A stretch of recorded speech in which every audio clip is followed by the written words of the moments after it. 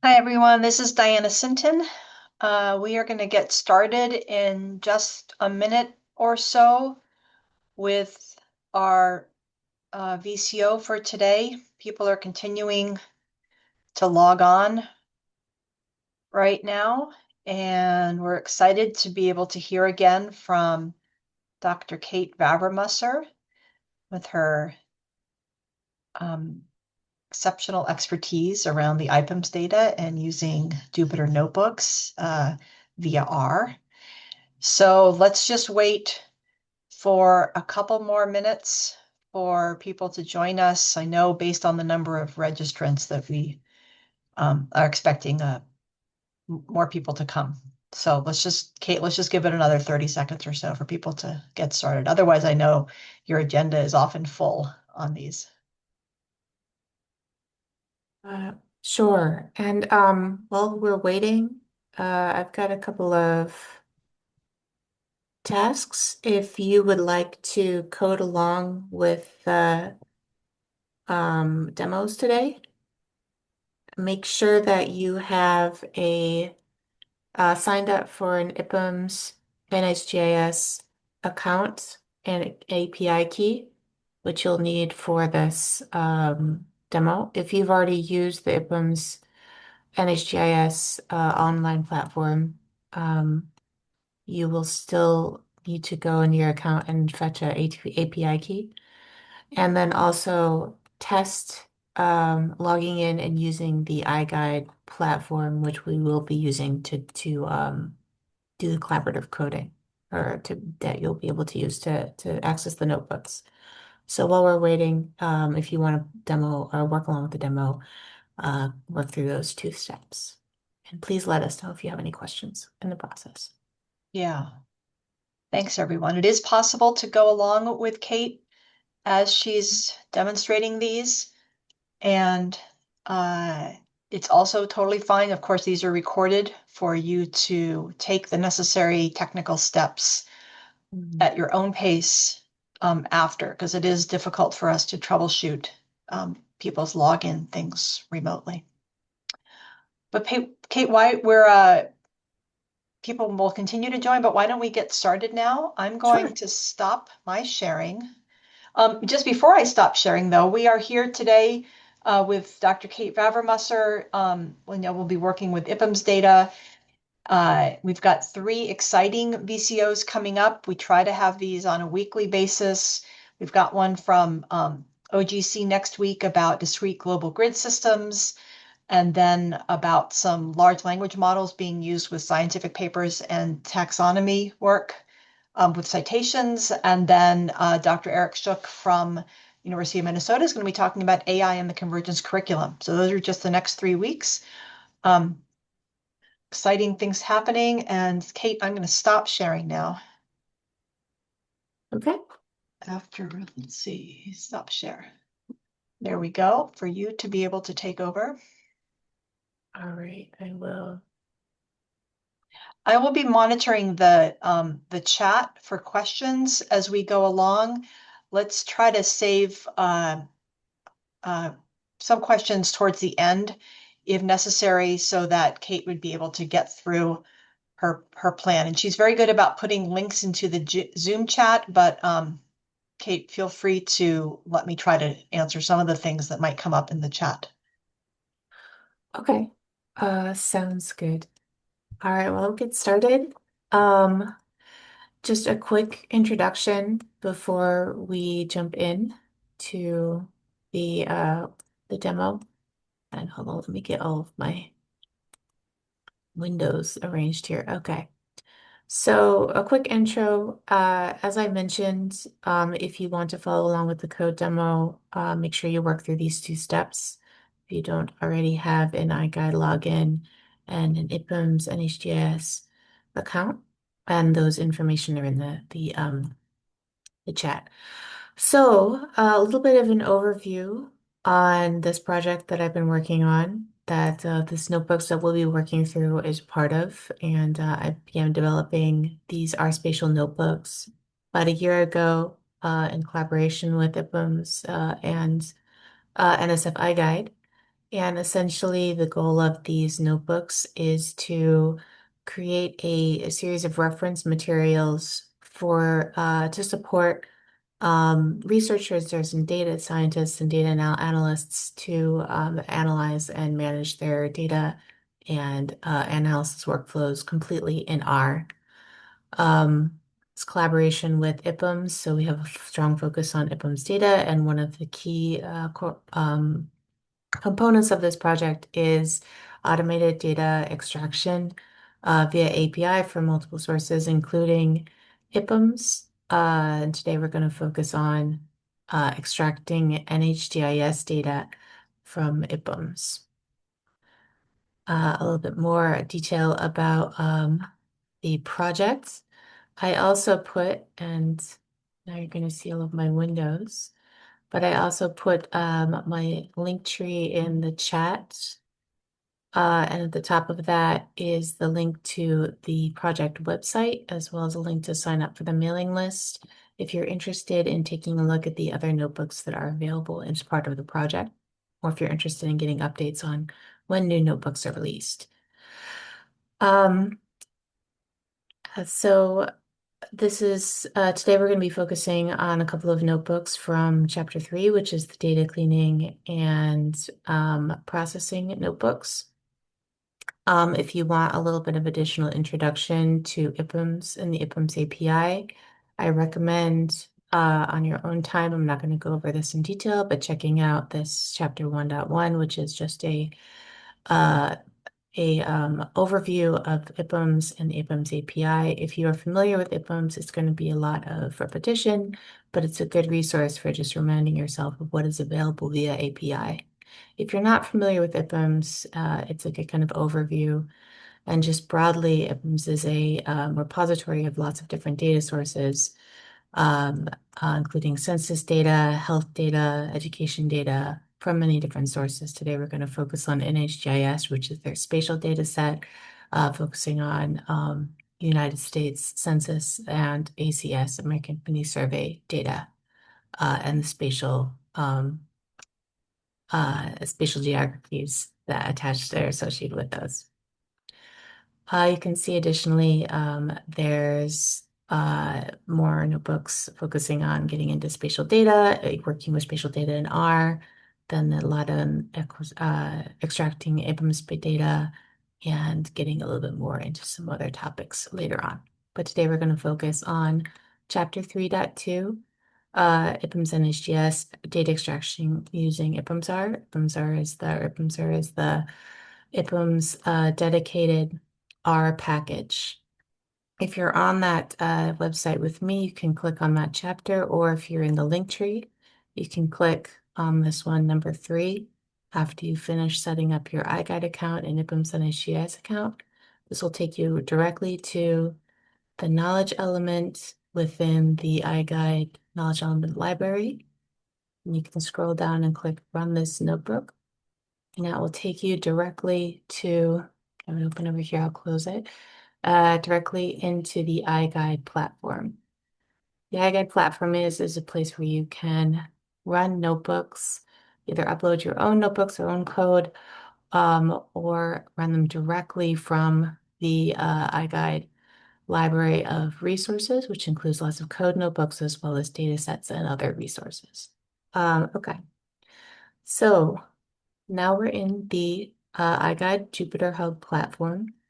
One thing you'll notice, especially if you're an R user, these notebooks are written in Jupyter uh, Jupyter Notebooks, which is a Markdown type document. If you're an R user and you're familiar with R Markdown, it's sort of similar to that. You do not need to run these notebooks in Jupyter Notebooks. If you're not as comfortable, you can download the original data or the original files from my GitHub. But within within the iGuide platform, we're working with Jupyter Notebooks. Okay. One last step before we get started. If you are following along and you're in the iGuide platform, make sure that you go over here to the top corner and ensure that says iGuide ewd.r/r or -r. If it doesn't, just click on it and select that kernel for this. So just make sure that we're working with the correct kernel that has all the packages that we need for this already installed. Okay, so I'm going to jump right into working through this notebook. So this notebook is going to walk you through all the steps involved in setting up a data extraction for your R workflows or for your R within your R system. This is a great way to access IPUMS data if you're used to using the online portal and creating data extractions that way. This is essentially the same, but we're going to do it programmatically so that it can be, which is fantastic if you want to be able to very easily tweak your data extractions and then have the exact same data go in then to another pipe or additional parts of your data analysis pipeline down the road. So it really helps support a lot of automation and reproducibility and transparency in your workflows to be able to have um, all of that available in your code. I got EWD. Uh, I it should come up with, did you scroll up to the top to where your R kernels? Oh no.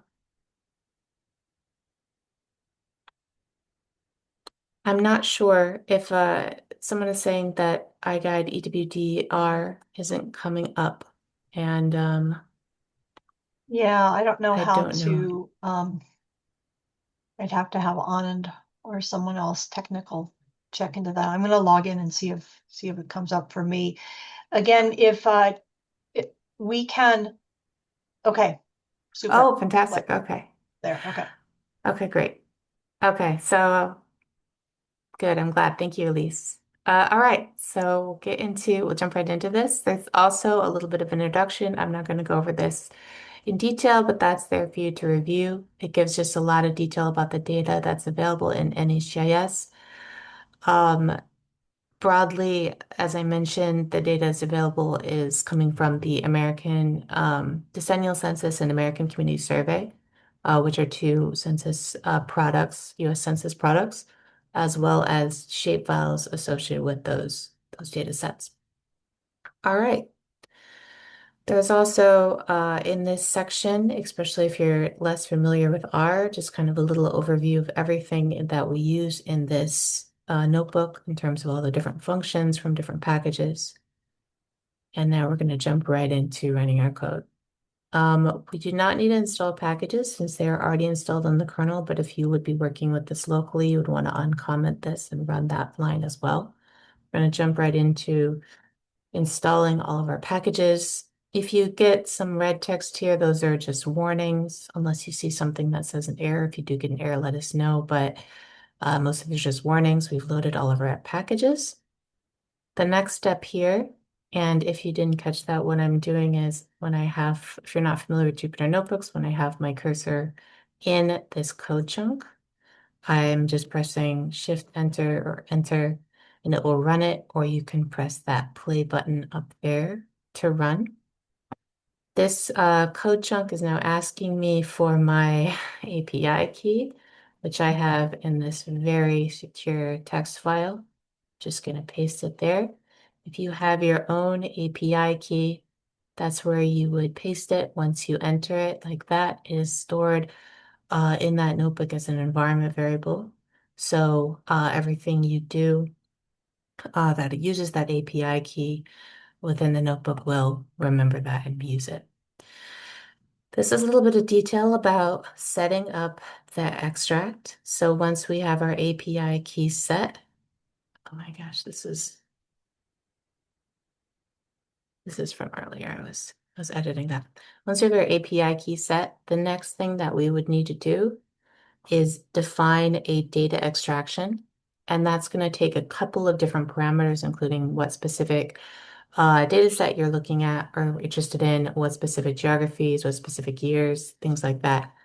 Before we jump into that, especially if you're new to using the API and using IPUMS or input data extraction within R, it's a good idea to take a look at what's available so that you get an idea of what's there, as well as learn what the kind of reference codes are for whatever data you're looking for, um, so that you can reference it in your data extraction.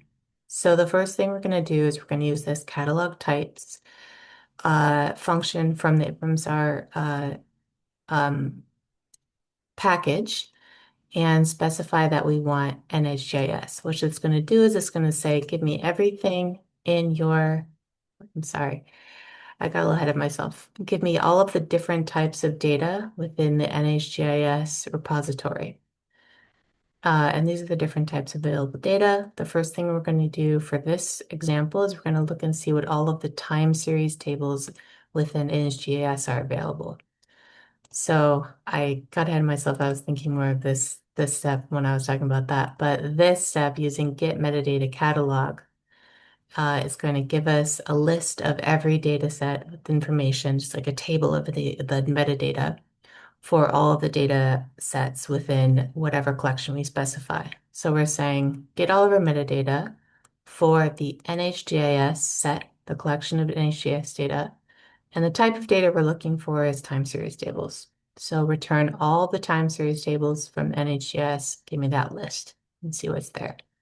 I added this little print n equals 10 just so we get a printout of the first 10 available um, in the list, just to give us an idea of what's there. And I'm also saving it, the entire list, all of them into this metadata dat underscore dats object that we're going to use later. But this is just going to give us a list of the first 10 in that long list of data sets. All right, so there we go. We've got response here. Here's our first 10. This is just showing you what the metadata looks like when we're exploring it within R. So we've got an ID code for each data set, a quick description, type of geographic integration, and then here are additional tables within tables essentially. So these tables refer to a table within this table. So it's saying that within the specific A00 total population data set, there's some number of available time series, so number of time ranges, and some number of available years. So we won't worry about that too much yet. We're just looking at what we've got available. And remember, this is just the first 10 of a lot of 390 additional rows, apparently. So almost, or 400 available data sets. All right, so the next thing that we can do, and there's a couple things to do, we could do next. If we wanted to, we could just take a look at the entire list.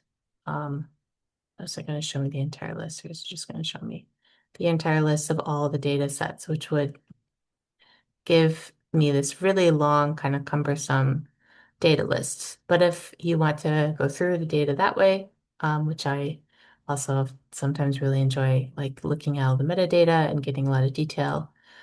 But if you don't want to go through that level, or if you want to do a quicker search, you can also search. We can also search the data set that we've downloaded. So remember, this metadata DATS is just that table of all the metadata. So this table of information. So what I'm going to do is I'm going to search within that for any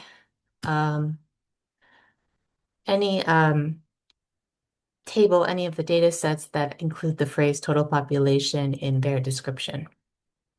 So this is just a quick little like dplyr function saying, let's take that long list. I'm going to filter for anything that has the phrase total population in the description. This is just ignoring like uppercase, lowercase. And then I'm going to select just the name and description, make that a little data frame and show it to me. So this is a little bit more high complex, but what I'm just doing is filtering that list and giving me a couple options. So if you're looking for a specific type of uh, description or specific type of time or years or things like that, you can use a filter criteria to do a quick filter to see what we want. So we filtered down, we're down to only 3 available data sets, which are focusing on total population. So next, let's take a look at the additional data for one of these. So I'm going to use that same get metadata um, function that I used above. Oh, actually, I'm sorry. Instead of the get metadata catalog, I'm using a simpler get metadata for just the metadata for a specific um, data set. I'm going to get metadata for a specific table by saying, okay, I want a metadata for the table that's from this NHGIS collection. And the specific table that I'm looking for is a time series table with the code CL8. So I'm just picking this third one here and digging a little bit deeper into the metadata. So if we do that, we get additional details. We have that code again, a little bit description, standardized integration. So now we know that this is a data set that's standardized to 2010 census boundaries. This gives information on the time series.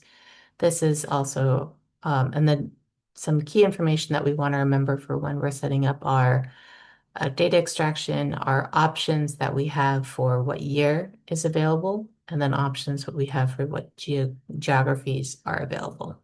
We're going to not, we're going to skip thinking about geographic instances for right now, but just remember that we have all of these options available for years and geographic levels. When we create our data extraction, set that up, we're going to just specify what geographic level and what year we want for this particular data set from these options. Okay, blah, blah.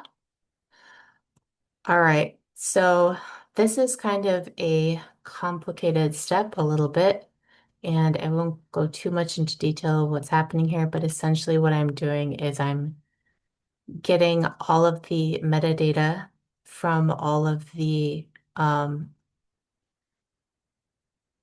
tables that I select, like those 3 tables that we filtered out, and we're getting just a nice clean table of information here. So this is just a little function or a little set of functions that I wrote to create this clean little table, but it gives you a nice little overview of the options you have for whatever data sets you're interested in. And what I put in there was that list of this metadata DATS filter. That was that filtered list of metadata. So you can see here we have a couple of more information on the other options that we have within that filtered set of metadata. So this process is exclusively, that we've done so far, is exclusively just for exploring what data is available in the repository. And if you're used to using IPUMS NHGIS or other IPUMS data sources through the web portals, this can kind of be a little bit of a new step for you, because you do have to kind of access programmatically the list of metadata and explore that list and get like the proper code. If you already have an idea from using data from the repo as to what you want, you usually can kind of like dig in and search for that. But if you're just coming in data exploring, just see what's there, there's a lot available. You can explore through the metadata. All right, so the next thing we're going to do is, now that we've explored the metadata and we have our selection, we're selecting this CL8 and just deciding that's the data set that we're going to download. Then we can now set up the parameters for our data extraction. So the things that we'll need are that code. I'm going to save this as a variable called selection dat. So just reminding myself of what my selections are. I'm going to do a quick reminder. Oops, I forgot to run this. I do a quick reminder here of just like, this is the same command we ran earlier, just to review the metadata for that selected data set, that CL8 data set that we've reviewed. And from here, we're going to select what years and what geographies we want. So I think what I end up choosing, yeah, I think later on we end up choosing county and I think 2010, but that's just a reminder of what's available. Okay. So the next step after we have all of our metadata and all of the parameters that we're interested in for our data extraction, since we're using NHGIS data, we also have to make some selections and set parameters for our data extraction that relate to the specific geographies, the specific shapefiles that we want for our data extraction. So that entire first part was understanding what tabular data is available, and next we'll select specifically what shapefiles we want to download and attach to that data. So the next thing that we're going to do is, here's just a review of what geographies are available for that specific time series data. I'm going to select county as my selection. And next here, we're going to use that get metadata catalog function again, using the NHGIS catalog collection from the IPUMS catalog, but this time now specifying that we want to look for shapefiles. So the previous time we were looking for time series data sets. We could also be looking for data sets or data tables, but the additional type of object that's available from NHGIS is shapefiles. So I'm getting all the metadata on NHGIS shapefiles. I'm also in this step doing another filter similar to what I did before when we were looking at all of the data sets that match a specific phrase like population. Here I'm filtering all of the data sets that match a specific year. I've already decided that I want 2010. And this will give me the options available for 2010 and my selection geography county. So from this, we can see that there's 5 relevant shapefiles available from NHGIS that are from year 2010 and available at the county level. So the next thing we need to do now is select which specific shapefile that we want to download with our data. So we've already selected that we want a specific data set. Now we're selecting a set of shapefiles that's going to match those boundaries that we want. So we've returned 5 selected relevant shapefiles. They're all from 2010, all at the county level. The difference here between these different shapefiles 5 relevant. Yeah, is a couple of them are at the county level. These 2, a couple are county centers of population, and a couple are county subdivisions. We want to focus on either of these 2 county levels. This is a little bit tricky to know, but based on the title of our 2 options here, it's telling us a little bit of detail about what type of data this is. So 2010 TL 2010 is 2010 census data at the 2010 geographies. Whereas this one, 2010 Tigerline 2020 is using the 2010 boundaries based on 2020 Tigerline shapefiles. So it's a little bit of a nuance, but if you are familiar with using different census geographies from different years, that's kind of a reference point. For this particular example, we're going to use this US 2010 Tigerline 2010. So the 2010 census or the 2020 boundaries based on the 2010 census levels. And if that's a little bit confusing, it's a detail and nuance of lots of different types of geographies, and there is additional detail and reference material available by looking at the Tiger Line information as well as the information on the NHGIS website. But here we're going to select this 2010 Connie shapefile.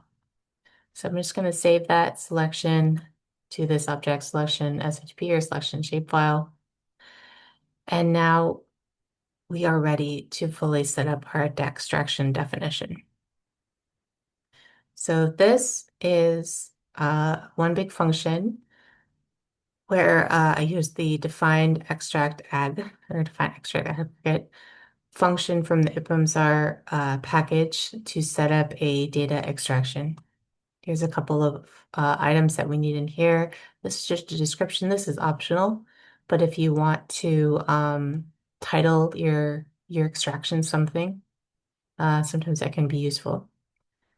But the important things that we have to have are specifying what collection that we're pulling from. So again, that's NHGIS, since we're pulling everything from the NHGIS collection. Specify what data we want. So in this case, we're pulling time series tables. That's one of the types of objects within NHGIS, as we saw before. Alternately, it could be a data or data table. If you're looking at a different one of the collections within IPUMS, such as the IPUMS USA or something, it might be data tables or data. But what we're using here is specifically time series tables for this example. And then here I set up this time series table specification using this TST spec function. And what that is a combination of the specific data selection that I want.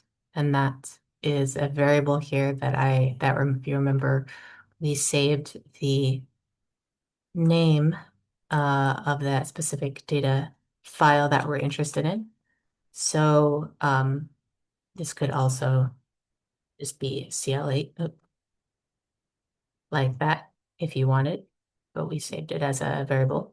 Similarly, our geog levels is going to be equal to a specific geography that we want, and that we already set to be county. Similarly, you could have that be county listed like that, but we just saved it as a variable. So this chunk sets up exactly what data, the tables that we're interested in with the table reference code, and the geographic level. And then we also have our shapefile selection. And that's going to be that shapefile that we selected after reviewing the metadata for the available shapefiles. And again, that can be the name like this or just a variable. So this is all set up. This is just going to create this extraction definition object. It's not going to do anything yet because I've just saved it here. But then take a look at it, make sure everything looks good. Correct collection, that's our title. Time series table is CL8 at the county level. That's the shapefile we're interested in. Everything looks good.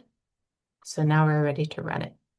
So these four functions here are going to submit your extraction. That's my extraction definition that I saved up here. I save that to a submitted extraction, this extra object. And these two functions or these two lines are optional. They just tell us basically how the extraction is going. So this is a good couple of steps to include if you have like an automated pipeline, because you'll basically hold on and wait until the download is totally complete. If you continue to immediately run additional commands, it might not be, or the files might not yet be ready in your local directory. So once we've waited and everything is downloaded and we've checked to make sure that the download is complete, then we can move on to the next step, which is to download this extract. And this just overwrites it if it already exists. And we'll save it to this file path location. And if you saw, these extracts showed up in my directory. These are some from earlier. These are the ones that just got downloaded right now. Whatever directory you're working with, it will save in that local directory. And this file path object has information on the file path of that data. You can see also that this particular extract downloaded 2 files. For other IPUMS data collections, you'll usually only get 1 file, just a CSV of data, if you're downloading 1 table. But for NHGIS, because we also have a shapefile, we have a file that is a CSV and a file that has a shapefile. And the file path shows us these 2 file paths.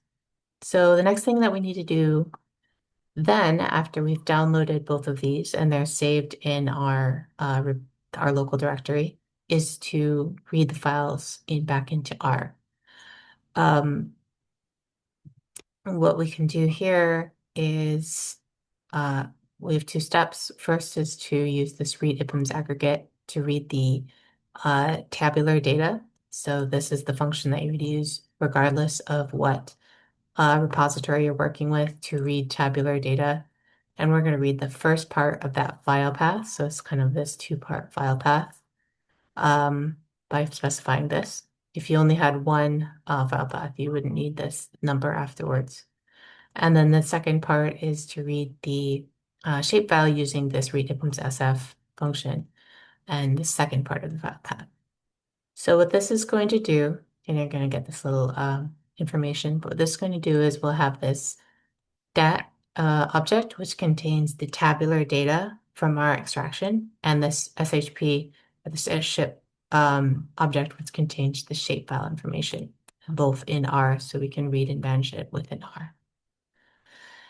And you can get an idea that this process obviously takes some time to set up a data extraction, get information on what data is available and things like that. But once you have this process set up, it becomes very easy to kind of have this be the front loading part of the front loading data loading steps of a analysis pipeline. That's very easy to update or tweak or just be able to rerun very simply if you have analysis data at the or analysis steps at the end. So we'll take a quick look at what we've got. We'll take a look at the dimensions of this data object. So we've got information for over 3,000 counties. Remember, down the county level, that's 16 variables. Take a quick look at the head of that, or the top couple of rows of our data. So you see we've got information on county name, and then all of these are details on the population counts, which is the data that we're looking for, right? So when we did that filter, we were specifically looking for information on population, total population counts, and this data set has counts from 1990, 2000, 2010, and 2020, which are the 4 decennial censuses. If you're working with this particular data, just to note that you can see there's 3 different columns for each of the years, with the exception of 2010, which only has 1 column. Yeah. And what this is this is the estimated population for that particular geography, for that particular county, and then a lower and upper confidence interval, or the L and the U. And that's in part because all of these are readjusted to 2010 census boundaries. So the boundaries are a little different. I think that's yeah, and then 2010 is the actual estimate. Yeah, here's details on that. All right, so let's take a little look at our shapefile. So we'll do the same thing with the shapefile, and we see we've got information for 21 variables from 3,000 or just over 3,200 counties. And if we look at our state name or column names, here's what's available. So if you're familiar with kind of county shapefiles or census shapefiles, it's a lot of things you might be familiar with, state FIPS, county FIPS, GeoID, some geography related variables like the area of land, water, things like that. So this is purely just our geographic data. So now we're going to merge them. We have a common column in the GIS join column. So that's here, GIS join, and also our join key here. Just go simple merge. I'm just using the merge function in base R to create this new dat ship. And now we have our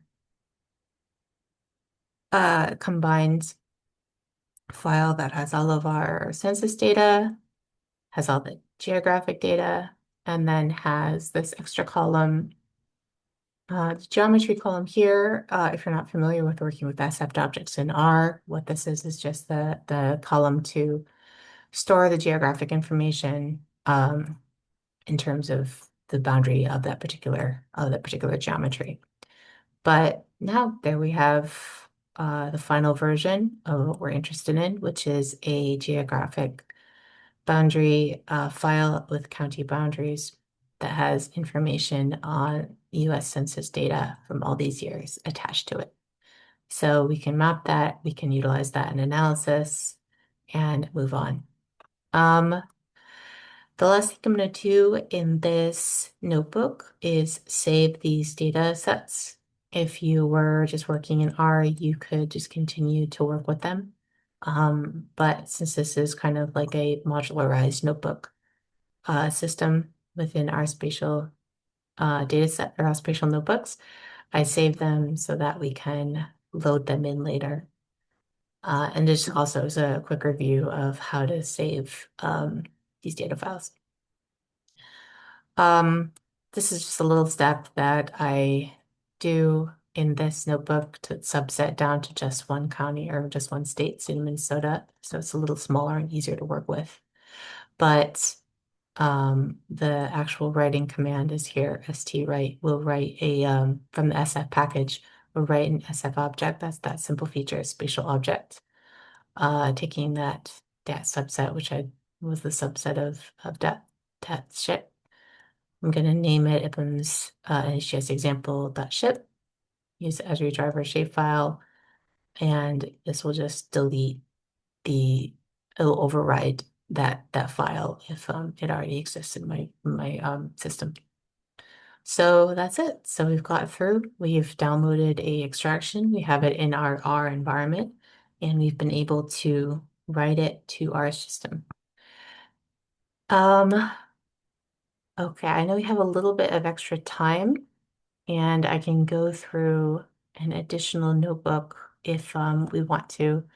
Is there any questions in the chat, or how is everyone feeling about this process? Is anyone coding along or been coding along, or are we looking forward to potentially reviewing this later on YouTube?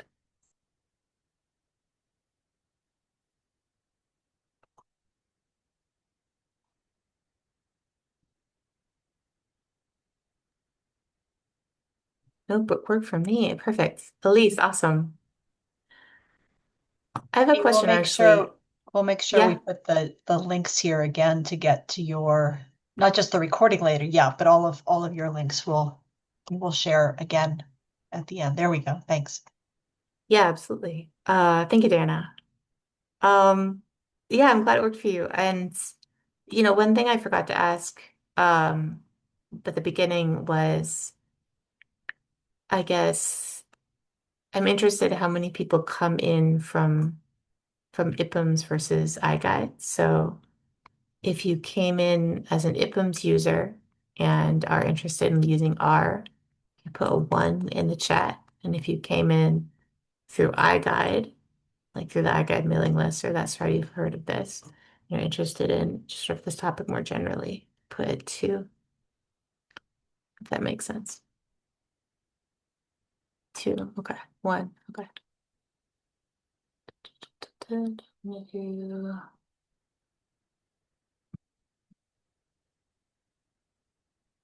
So 1, 2, 2. Okay, so maybe more people from iGuide. So maybe this is kind of first exploration of IPUMS more than using something we already know with IPUMS with R potentially. But a 1. Yes, there you go. Thank you, Dan. Yeah, that's helpful. I should have typed it in. And it's getting a little, I know it's hard to, what happened here? Um,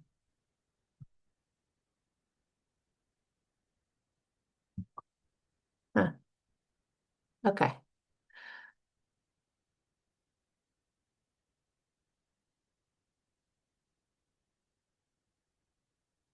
All right. This notebook, um, I'm not sure what happened here. I recently did a revamp of some things. I think we have some weird little artifacts in here. But the next thing that we'll do, a good follow-up to the chapter that we just worked with, the downloading or creating extracts in IPUMS NHGIS. Perfect mix so far. Yeah, it's true. We got 50-50. Perfect. A good follow-up to that notebook is 5.3. So if you go back to, I don't have it on the links, but if you go to the spatial data website and click on 5.3 right here, is that what we want? Cleaning this one. Yeah, that's IPUMS USA. Okay. We'll quickly go in through this one. Hopefully this will be working correctly. There's no, did I go on the right? Make sure that we're in the right kernel. And what this, yeah, what this notebook does is it takes that example data that we downloaded from the previous, or that we created from the previous, yeah, example from the previous notebook, and we read it and we look at it a little bit and do a little bit of cleaning and exploration. So this you do not need to import your IPUMS key. We're just going to use that data we downloaded. I think that we are in a different file. If this happens to you and you need to access that data directly, you can also search for an HJS sample within the repo and download. This is a copy of the file that we produced in the last notebook, and you can access that in data. Yes, these will be available on YouTube to access later. And you can access that data source directly, and I think it should. Oh, it goes to my GitHub. I'm going to upload it from my computer really quickly.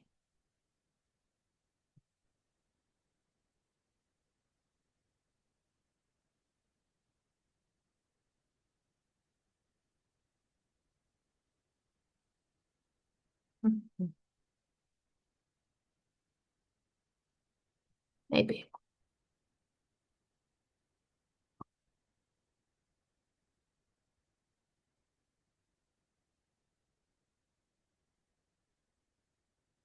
Yes, always use it.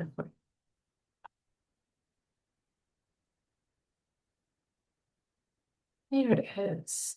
Okay. So I've just uploaded a copy of the zip file. I'm going to, so now it's in my directory that I'm working with. So this is that exact NHGIS, IPUMS NHGIS example zip that we exported in the previous example. Yeah. So we'll unzip it and then we'll use stread from the SF package to import that as import the SHP file. So after unzipping, we want to specifically grab that SHP, read it in as det, and that is going to have all that information, the same information we saw in the previous, the end of that previous notebook. So that's our data ready to go. I'm going to take a look at just the column headers. I like to do this just to get an idea of what's in there. I kind of like to explore a little bit with my data once I get it. This is the kind of a reference for all of the information that's in this particular downloaded data. This is already also run, I was running it earlier. So the next couple of parts of this notebook are just exploring SF data objects and data structures within R. So if you're not as used to using R, or you're not used to using simple features SF data type within R, this is a good exploration to do. What this does, this is kind of an awkward thing to do, but just taking a look at the structure of this object, so that's that shapefile we imported, we can get an idea of kind of what that data is looking like under the hood. So we can see that we have all of these column names. There's all of our columns. This is just like a preview of the first 5. You can see that dot, dot, dot. There's lots more columns of all the counties in Minnesota. And then down here, we have that crazy special column, the geometry column, which is in this case a multi-polygon. And this is just kind of some extra details on that polygon, those polygons. We can also take a look, since this is a spatial object, at the CRS, things like our typical spatial details that we're used to for working with spatial data. This STCRS from the SF package will tell you about the CRS of whatever object you push to it or send to it. So here is detailed info on the CRS of our data. We're using the US contiguous algorithm area, equal area CONIC. It should also give us, the code. So this is ESRI 102.003. Here's the details. We know our data, we know our ellipsoid, we know our EPSG and our units from this. Where's units? Bounding box. Uh, Datum. I guess the units are. I thought there was a particular units parameter, but maybe it's just all of these.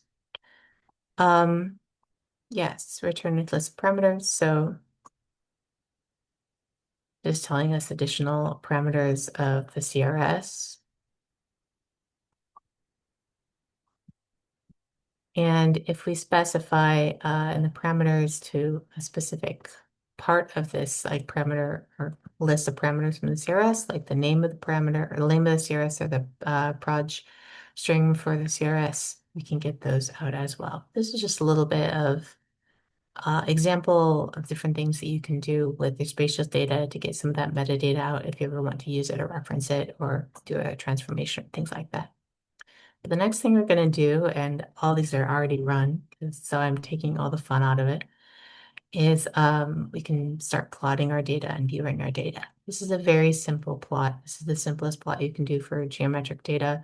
There's other notebooks that are later on in the series that you can check out, which go into further detail on making maps with ggplot, making maps with tmap and other packages within R. But this is just the base R function using the base plot, and we're passing the that's our object, and extracting the geometry from that object. So using the SF function SGGeometry, we're saying, okay, grab the geometry from that object and then plot it. And it gives us this very simple little plot. There's all our counties. Going really briefly into ggplot2.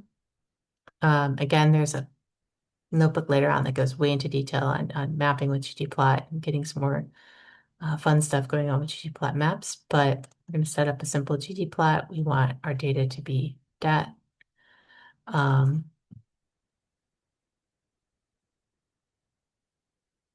I was messing this earlier.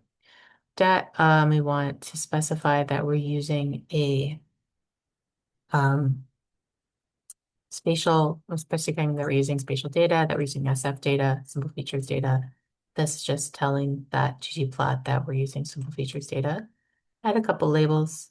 Title, Minnesota Counties 2010, data source from IPUMS NHGIS. And then we'll add a little theme minimal. There we go. So again, you can think that you can take any kind of spatial data or the data you just automatically have downloaded from NHGIS or somewhere else and just plug it directly into mapping or other analyses. A little bit of detail.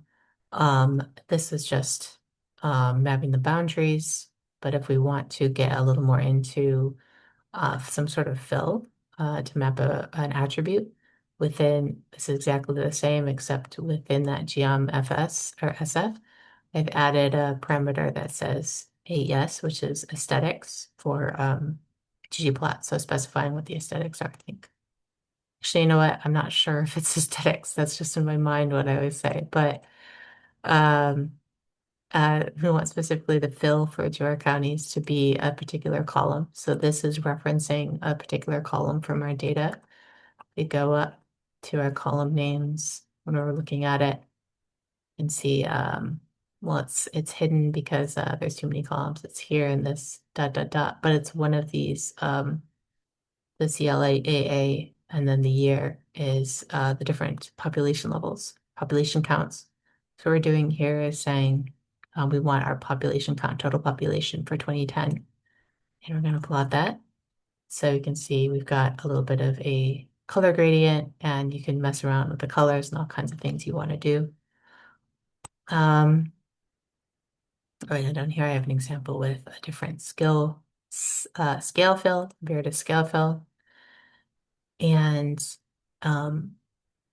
yeah, start getting into mapping. The next section here, I have just a little bit of data preprocessing. Whoops, data preprocessing steps. So if you want to project into a different CRS, you can use the transform function from the SF package. Just put your object in, set what CRS you want transformed to. Remember, our original CRS was the Esri, it was like 103 something something. So we're setting a different CRS using the EPSG code. And now we're saving it as a new object called dat projected, but that's just what I named it. And then we're going to use that same plot again and see that this is the same data, but slightly projected into a different different CRS. Just a little bit of ways to reproject back to a different CRS. Rather than using a CRS or EPSG code, you can also project using the CRS of a different object. So we have that reproj, right? And now we're saying, okay, I want to project it back to specifically the CRS that DAT has. So that's a really great way to make sure that you have multiple objects that are harmonized in the same transformation, CRS transformation. And one important thing that I always recommend, especially when working with data that you find online, as well as spatial data in general in R, is to check if there's invalid geometries and make and sort of force those geometries to be valid. So what that means is just there are geometries that are not matching up properly or some sort of metadata error. This is a good way to check using ST is valid. This is just giving me a count of how many invalid geometries, so how many invalid objects within that spatial data there are. And then use ST make valid. You don't even have to do this if you don't want. You could just pass it right into ST make valid. And now we've got 0 invalid geometries. So if you have invalid geometries in your data, it can affect calculations. It can affect mapping and transformations. Not always, but it's a good idea to run that quick make valid check before you do anything. So that is all set. I'm going to write that data again. I'm going to override, we had our IPUMS NHGIS example, and now I'm going to make this new IPUMS NHGIS analysis file using ST-write just like we did before. And that is it. Now we've got it saved over here. All right, so it's a little bit of follow-up to our previous steps. So now what we've done today is we've explored the metadata available in NHGIS. We've set up a data extraction using all of the parameters that we're interested in including what time series data we want, what year, what geometry and geography, and what shapefile we want to be downloaded with that data. We downloaded that data automatically directly from the IPUMS repo. We merged that data, created a single shapefile with all the data that we're interested in. And then we ran through a couple of post-processing or pre-processing before analysis steps, including the make valid and potentially any transformations we're interested, as well as a little bit of exploration of spatial data just to see what's going on. So everything is all set and prepped for analysis that we might want to do after this. Okay. And I think we're right at time. Does anyone have any questions before we head out? And again, I'm putting my link tree in there again. That is information on if you want to check out all of the code notebooks that are available, if you want to sign up for mailing lists, and then all of our links from today. And if you want to check out the raw files, you can also, this took me directly to you can check them all out on my GitHub as well as on the iGuide platform. These links will take you there. And I guess one last thing, Diana mentioned at the beginning, we do have more VCOs coming up. And Diana's put, Danny, beat me to it. Oh, Diana beat me to it, but Just she wanted to got make sure the people had link that there in. before the end. Yeah. I'm sorry, but please sign up for future VCOs. Diana, do you want to close it off? Sure. Thanks again, Kate, for Mhm. sharing this with us.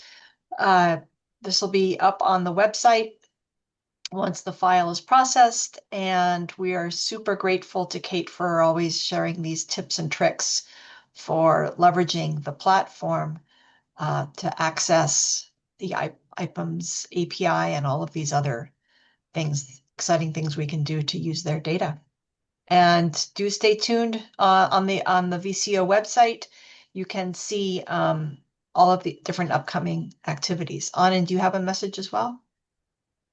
No, thanks, Diana, for doing this. Okay. Yep. Thank All you. right, everyone. Thanks very much. Thank you. Bye. Yeah, I'm so glad. Thank you. Yep, take care.